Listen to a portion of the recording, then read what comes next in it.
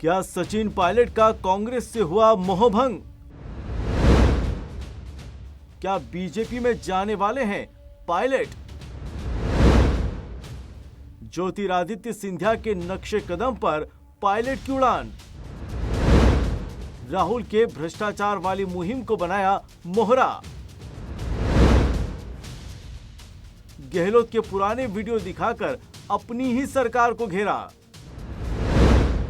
45,000 करोड़ के घोटाले का भी उठाया मुद्दा। 11 अप्रैल को शहीद स्मारक पर करेंगे अनशन। बीजेपी पायलट की पीसी के बाद हुई सक्रिय। चुनावी मौसम में कांग्रेस के खिलाफ मुद्दे को भुनाने में जुटी।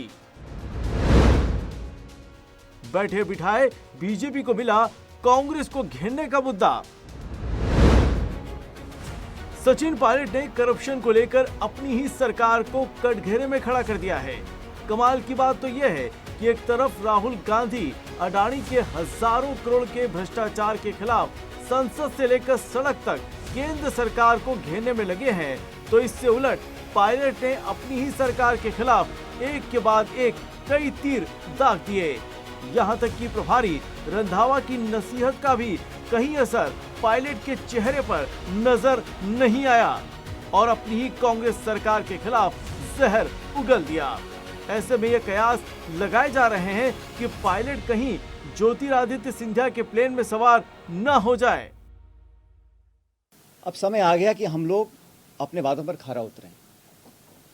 जो आरोप हमने लगाए थे, गहलोत जी ने लगाए, मैंने लगाए, भूमाफिया के, शराब माफिया के, खनन माफिया के, 9TP को लेकर, ललित मोदी को लेकर, खान माफिया को लेकर, खान का बड़ा घोटाला हुआ था, वो सारे पब्लिक डोमेन में हैं।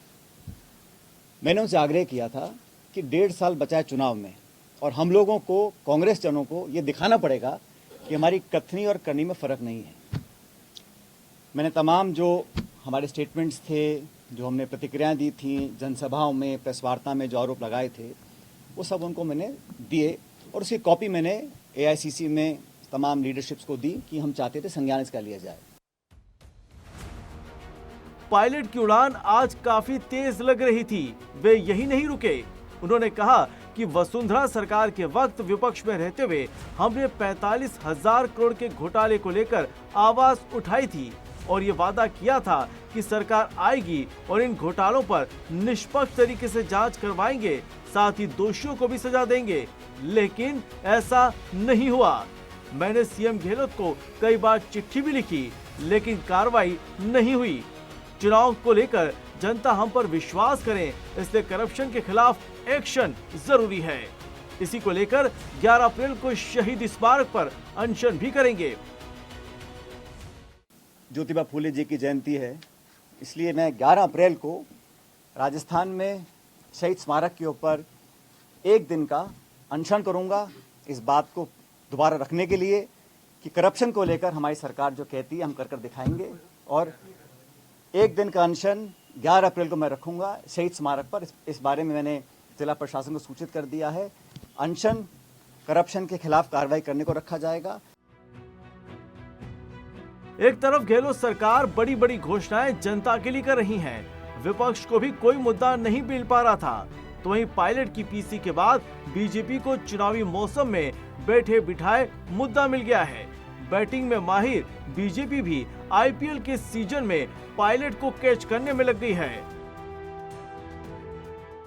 राजस्थान की कांग्रेस सरकार ने, इनके अनेकों मंत्रियों ने जो घोटाले करे हैं, उन घोटालों के बारे में तो एक भी शब्द कहीं नहीं कहा जा रहा और खुली छूट दी जा रही है सिर्फ कुर्सी बचाओ अभियान आंदोलन को लेकर।